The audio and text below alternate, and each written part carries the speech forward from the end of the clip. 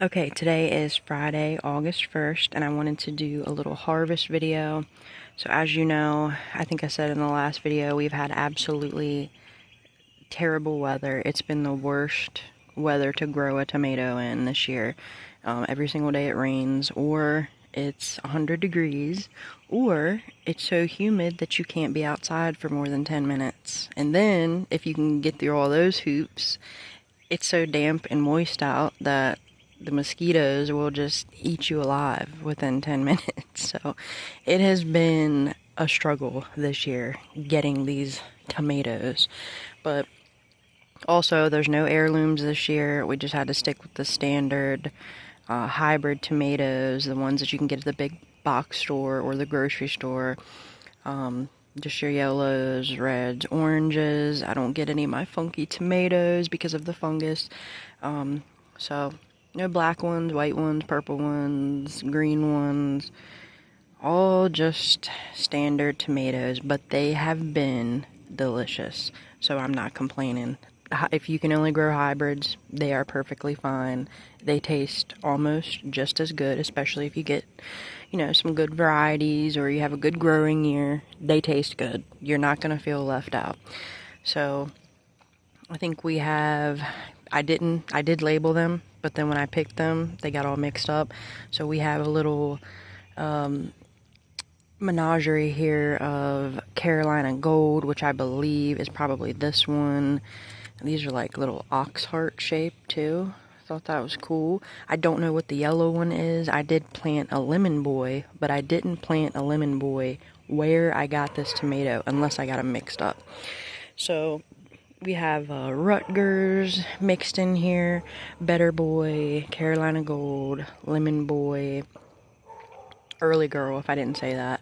This has been the biggest tomato that we've gotten this year, which is sad.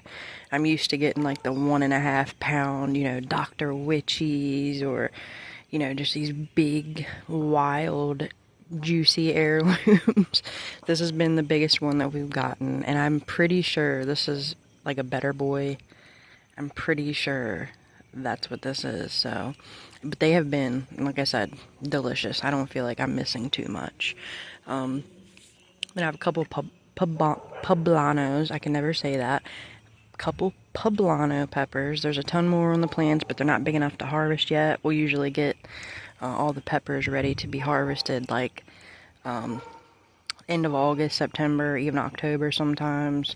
But yeah, the peppers take a while. And then we have a whole bowl of cherry tomatoes, and this is the Sun Gold, which is the sweetest cherry tomato you could ever find.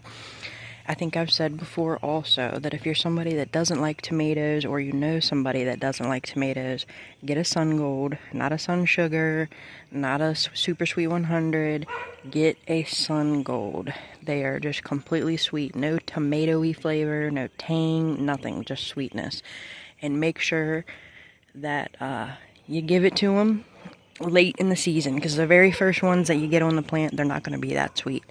But in August, towards the hottest part of the season, when the sugars are really concentrated, that's when they're going to be the sweetest. And yeah, absolute sweetest tomato you could ever get.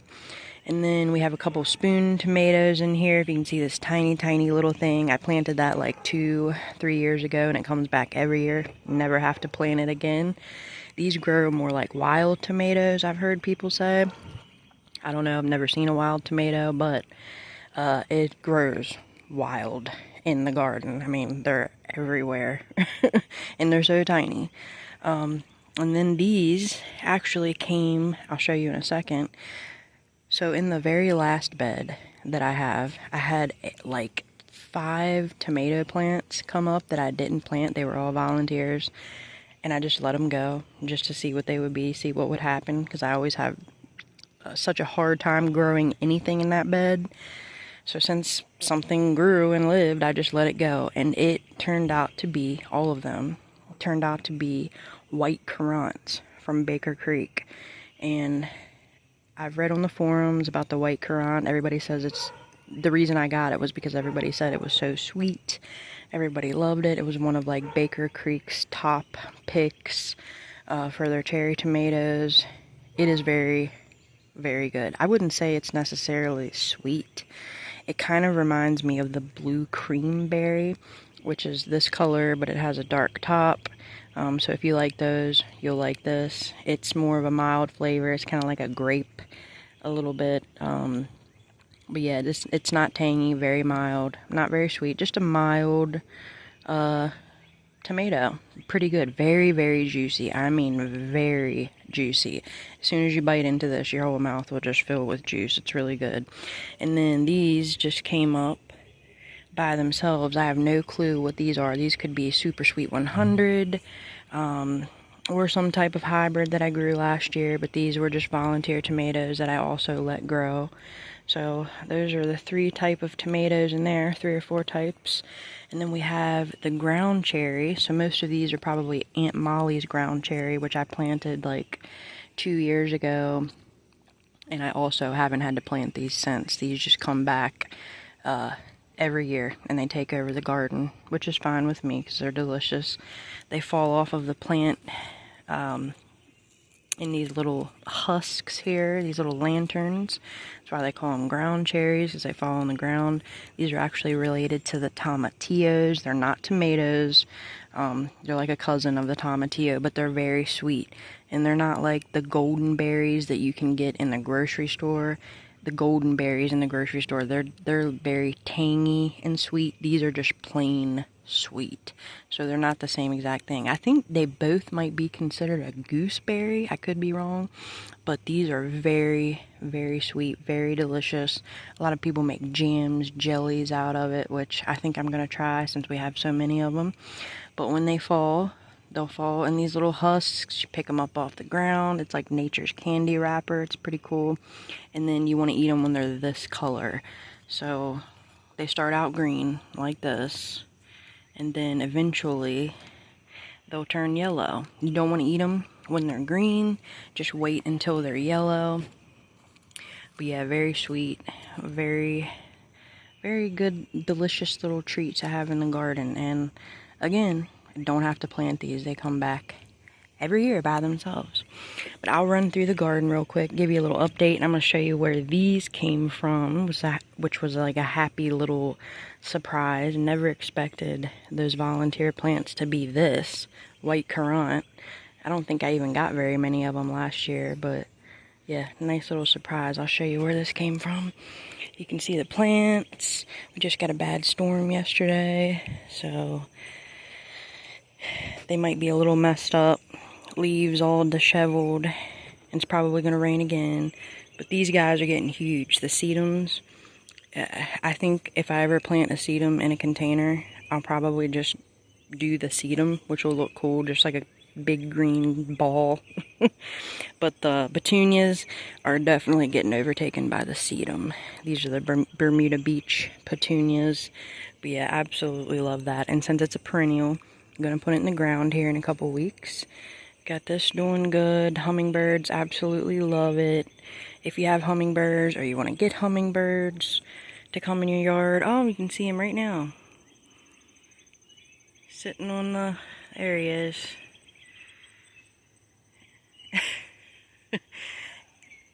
If you want to get hummingbirds to come in your yard, definitely get a Kufia plant. They absolutely love it.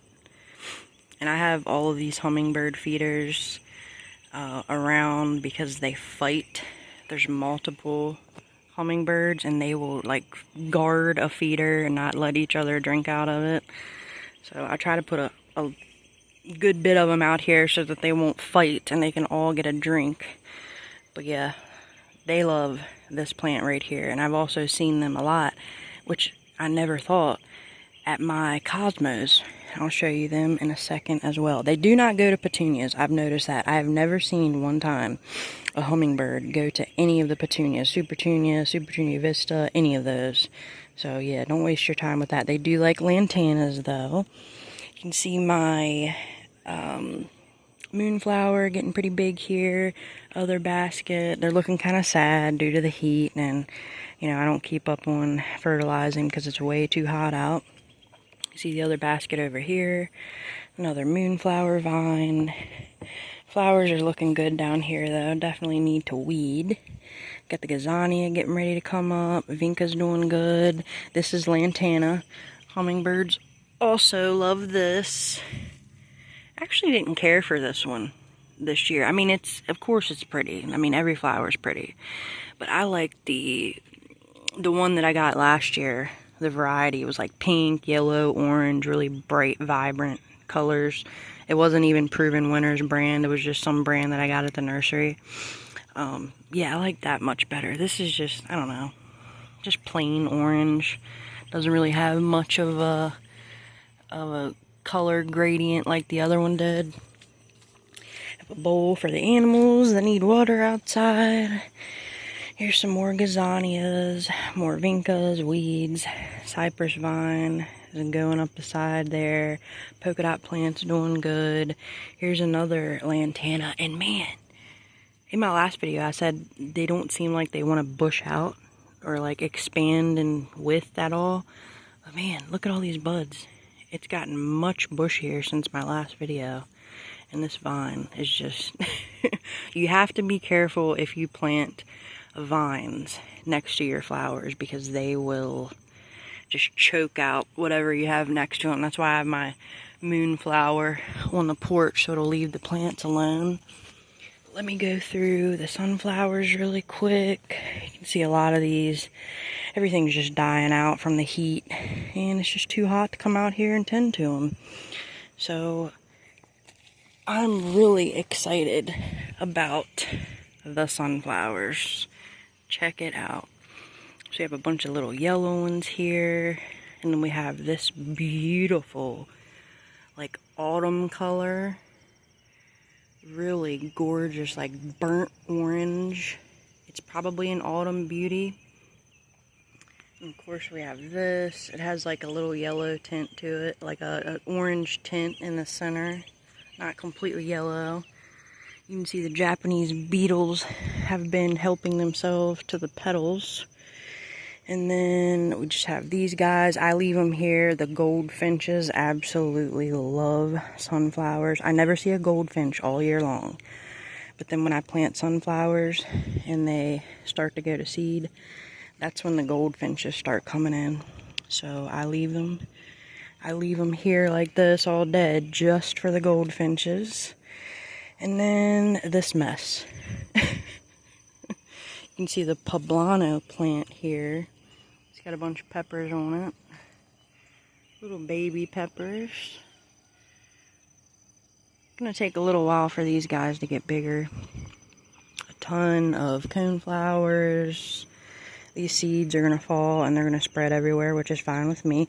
You can see all the ground cherries that I still need to pick up.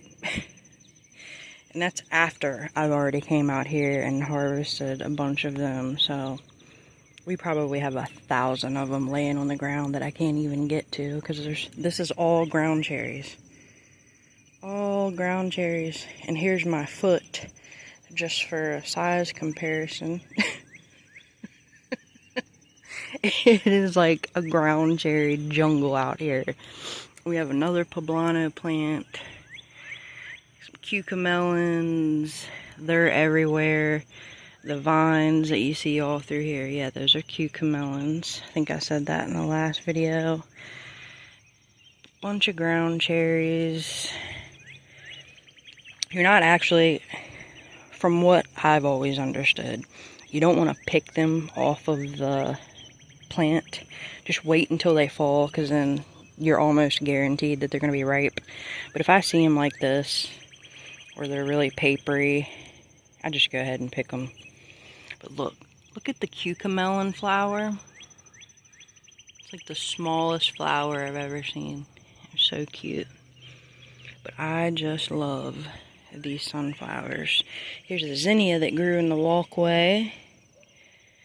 Has some more flowers on it. I'll probably cut that middle one off so it can bush out a little bit. It's in the walkway, but who cares? I still like it. So these plants right here are what came back. I did not plant any of these. All of these tomato plants were all volunteers and I let them go. And they turned out to be white currants. So you can see some back here that I forgot to harvest. All white currant tomatoes. And of course, a ton of ground cherries mixed in. And you can actually see the morning glories because it's shady out. So they're actually still in bloom. I'll show those in a second. This moss rose here, or portulaca, is getting ready to open up, and that'll be beautiful. These vincas that you see, I did not plant any vincas in this bed. These are all volunteers. I've never had a volunteer vinca before. It is so awesome. I mean, I don't even see where they drop. Like, where do the seeds form? I don't even know where the seeds form because there's, I guess, just in the pod underneath. I don't know, but those are all volunteers as well. This bed has been like my favorite bed this year because these are volunteers. These are volunteers. Got really lucky this year. But you can see all of these white currants. There's a bunch down there. They look like they're past their ripeness. They're starting to rot. So I'll leave those on the plant so they can drop. Plant some more next year. This is a hollyhock in here that never got to bloom because the deer ate it. But check out these morning glories. How gorgeous these are. I should have got a shot from the front. You can see them much better. This is the Grandpa Ott variety. I just know that because I've planted them many times, and that's what this dark purple color is. See the cosmos? The hummingbirds have loved the cosmos. I've seen them at these plants so many times this year. Let me get another. Here's a cosmo too, lighter color one. Let me get around the front. You can see the morning glories much better from that angle. Let me see. Look at this mess. I'm trying not to get stung. Cute little dude or woman bee. But yeah, check all those morning glories out.